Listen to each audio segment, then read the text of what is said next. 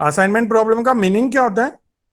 Actually क्या होता है, जैसे कुछ टास्क होते हैं और कुछ पर्सन्स होते हैं। मान लो जैसे कोई कंपनी है या कोई भी किसी भी जगह आप मान सकते हो। जैसे मान लो 4 जॉब्स हैं और 4 ऑपरेटर हैं, है ना। मान लो कंप्यूटर की कुछ 4 जॉब है अलग अलग, और उसको करने के लिए भी 4 ऑपरेटर हैं अपने पास।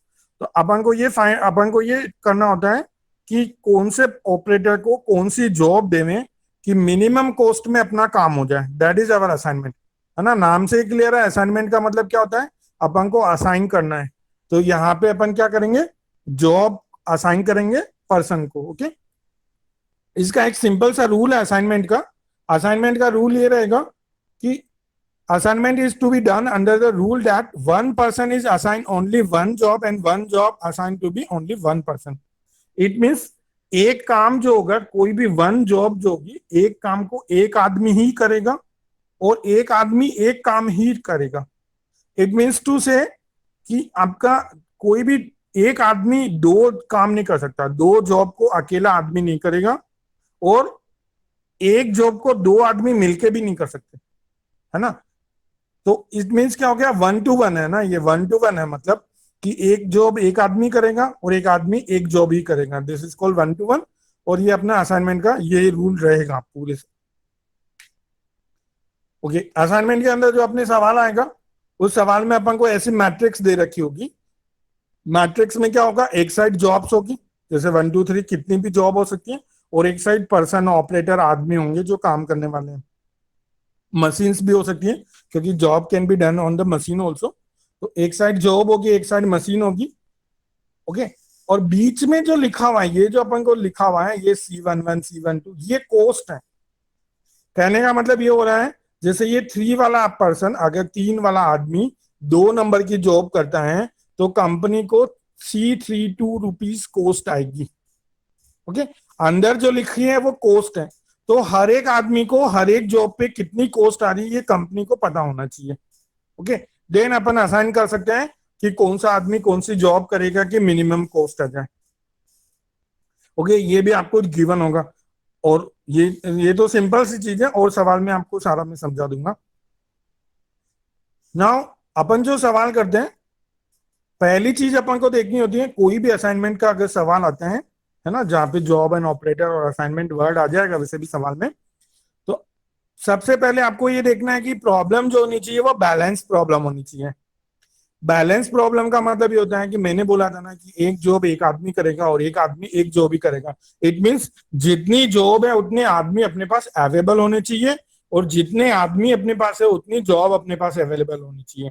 मतलब number of worker should be equal to the number of jobs, है ना। वर्कर और जॉब की नंबरिंग जो है, क्वांटिटी जो है वो सेम होनी चाहिए। या अपन इसको डायरेक्टली ऐसे समझ सकते हैं, जितनी रो होती है, अभी जो मैंने मैट्रिक्स आपको बताई थी, उस मैट्रिक्स के अंदर जितनी रो है उतने कॉलम होने चाहिए। रो एंड कॉलम तो आप समझते होंगे, है ना। तो जितनी रोज हैं उतने अपने पास अगर कॉलम्स हैं, तो अपन उसको बैलेंस प्रॉब्लम बोलेंगे। और अगर प्रॉब्लम बैलेंस है तो ये अपन उसको सोल्व कर पाएंगे।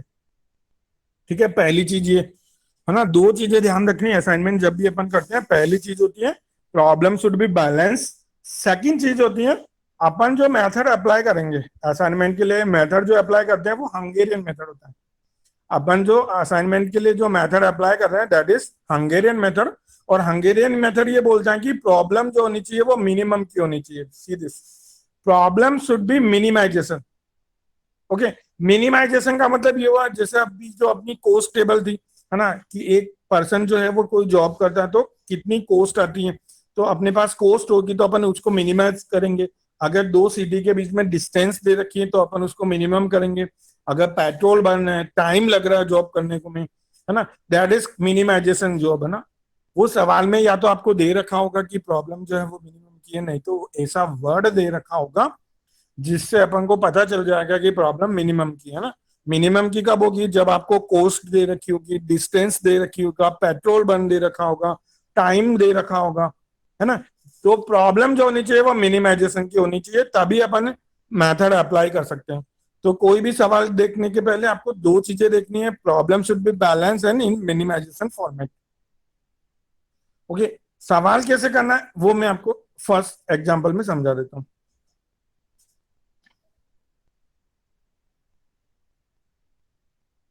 अब जो अपन ये फर्स्ट सवाल कर रहे हैं ना वो अच्छे से समझ लेना। इसमें क्या हो रहा है, ए कंपनी हैज 4 ऑपरेटर, 4 ऑपरेटर है, एंड 4 जॉब्स, 4 जॉब है उसके पास, J1 J2 J3 J4, 4 jobs है, O1 O2 O3 and O4, 4 operators हैं। इसकी रिलेवेंट कोस्ट मैट्रिक्स दे रखी है, कोस्ट मैट्रिक्स गिवन है। कोस्ट मैट्रिक्स का मतलब ये होता है जैसे ये O2 अगर J2 काम करता है, इनकेस अपन देंगे उसको, अगर O2 जो है वो J2 वर्क करेगा तो 12 रुपीज की कोस्ट आएगी, है ना। जैसे अगर O4 जो है वो J4 जॉब करता है तो 16 रुपीज की कोस्ट आएगी। तो ये कोस्टिंग कंपनी को पता है। अब आपको क्या करना है, find assignment that minimize total coast.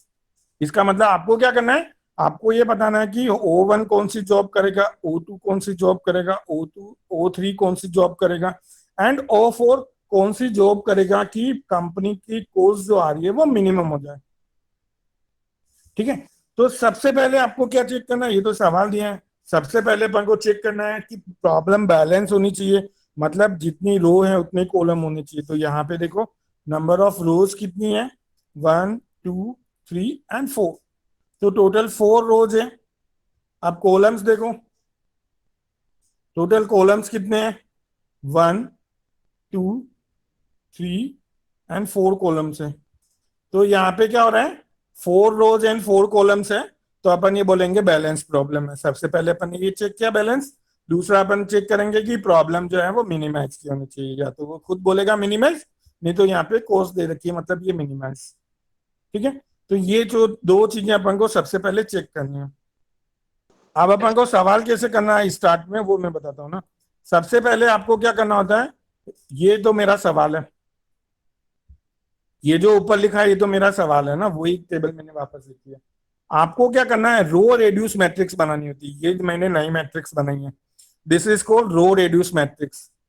तो ये आपका सवाल है, यहां से अपन ने ये मैट्रिक्स बनाई है, this matrix is called row reduce matrix, है ना। तो जब भी आपको असाइनमेंट का सवाल मिले सबसे पहले रो रेड्यूस मैट्रिक्स बनाएंगे। कैसे बनानी है, इसमें क्या करना है, आपको हर एक रो का मिनिमम उस रो में से माइनस करना है। जस्ट फॉर एग्जांपल ये पहली रो देखो ना, ये फर्स्ट रो है मेरे पास, 15 13 14 17, इसके अंदर सबसे मिनिमम एलिमेंट कितना है, 13। तो इन सब में से 13 माइनस कर दो, 15 minus 13 that is 2, 13 minus 13 that is 0, 14 minus 13 that is 1, and 17 minus 13 that is 4। जैसे फर्स्ट रो में किया वैसे सेकंड रो में भी करना है। इस सेकंड रो में मिनिमम एलिमेंट कितना है, 11 है ना। तो 11 माइनस 11 0, 12 माइनस 11 1, 15 माइनस 11 4, 13 माइनस 11 2। ऐसे ही थर्ड रो में भी करेंगे, तो थर्ड रो में मिनिमम कितना है, 10, है ना, मैंने रेड मार्क किया हुआ है। थर्ड रो में मिनिमम 10 है, 10 से सबको माइनस करेंगे। देन फोर्थ रो में मिनिमम 14 है, तो फोर्थ रो को अपन 14 से माइनस करेंगे। इंडिविजुअल रो को, हर एक रो को उसके मिनिमम से माइनस करना है। ठीक है। तो ये जो बनेगी इसको अपन बोलेंगे row reduce matrix, this is called row reduce matrix. तो जैसे ही आपको सवाल मिलता है सबसे पहले अपन को रो रेड्यूस मैट्रिक्स बनानी है। देन इसके बाद क्या करना है,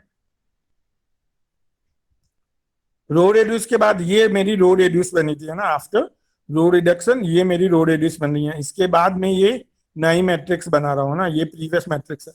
तो रो रेड्यूस से नई मैट्रिक्स जो बनती है इसको बोलते हैं column reduce matrix, this is called column reduce matrix. अब आपको क्या करना है, फर्स्ट कॉलम में जो मिनिमम है, फर्स्ट कॉलम के अंदर जो मिनिमम है उसको इन सबसे माइनस करना है। तो फर्स्ट रो में मिनिमम कितना है, 0, सॉरी फर्स्ट कॉलम में ना, आप कॉलम वाइज करना है अपन को।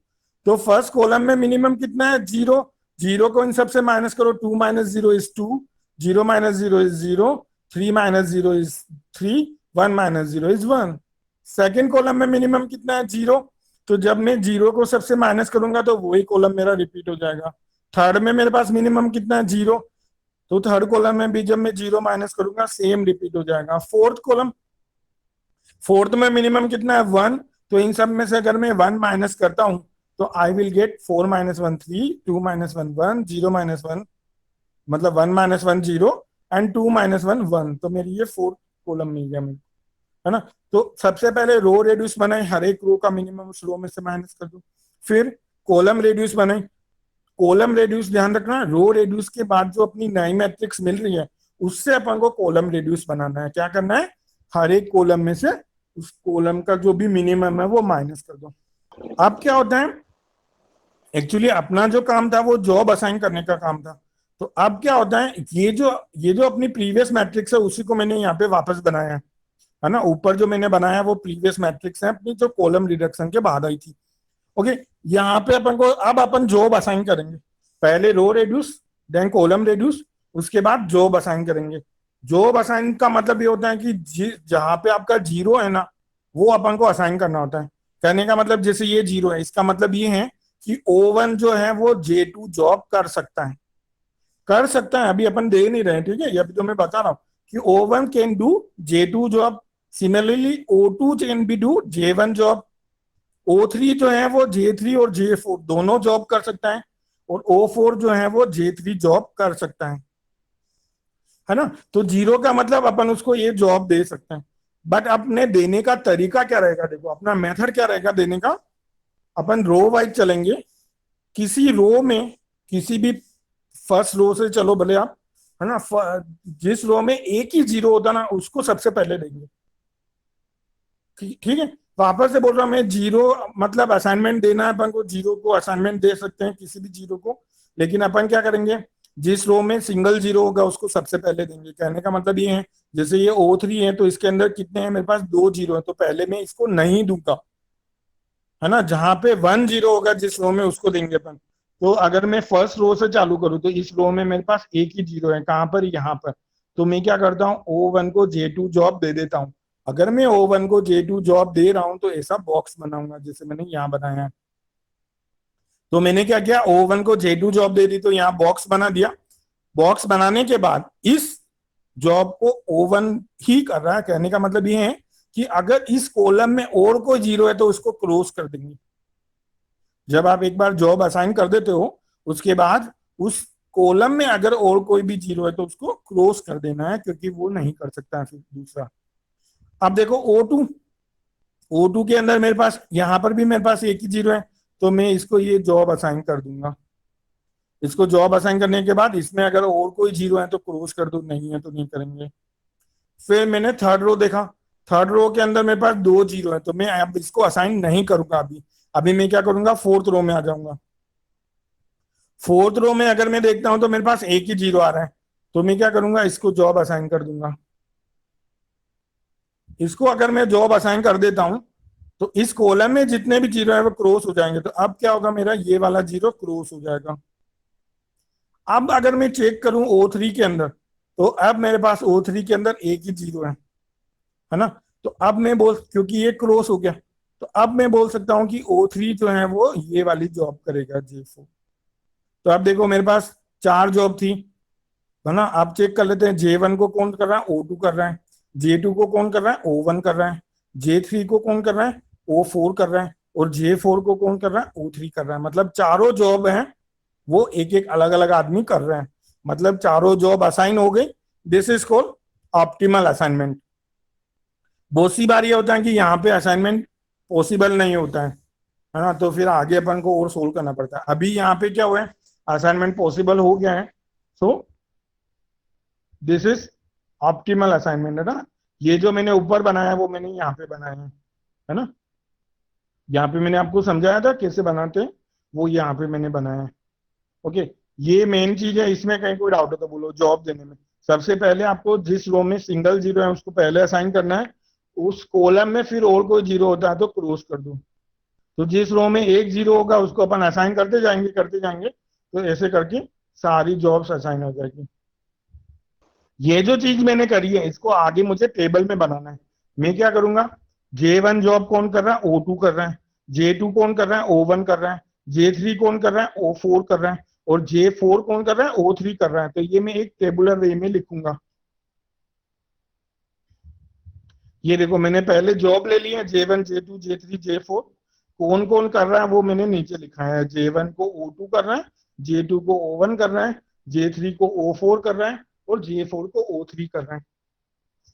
आप चाहो तो पहले ऑपरेटर लिख सकते हो, पहले ऑपरेटर लिख दो और फिर नीचे जॉब्स लिखो उसके अकॉर्डिंग, तो भी चलेगा। और ऐसे लिखेंगे तो भी चलेगा ना। इसके बाद इनकी कोस्ट, है ना। तो देखो J1 को O2 कर रहा है, J2 को O1 कर रहा है, J3 O4 कर रहा है, J4 O3 कर रहा है। तो इनकी जो कोस्ट लेंगे वो कहां से लेंगे अपन, जो आपको सबसे पहले सवाल में दे रखी है वहां से लेंगे। ये मेरा सवाल था जो मुझे दिया हुआ है, तो मैं क्या करूंगा, यहां से देखूंगा, यहां पे देखूंगा मैं। मेरा क्या था, J1 जॉब किसने करी थी, O2 ने, तो कितनी कॉस्ट आ रही है, 11 रुपीज।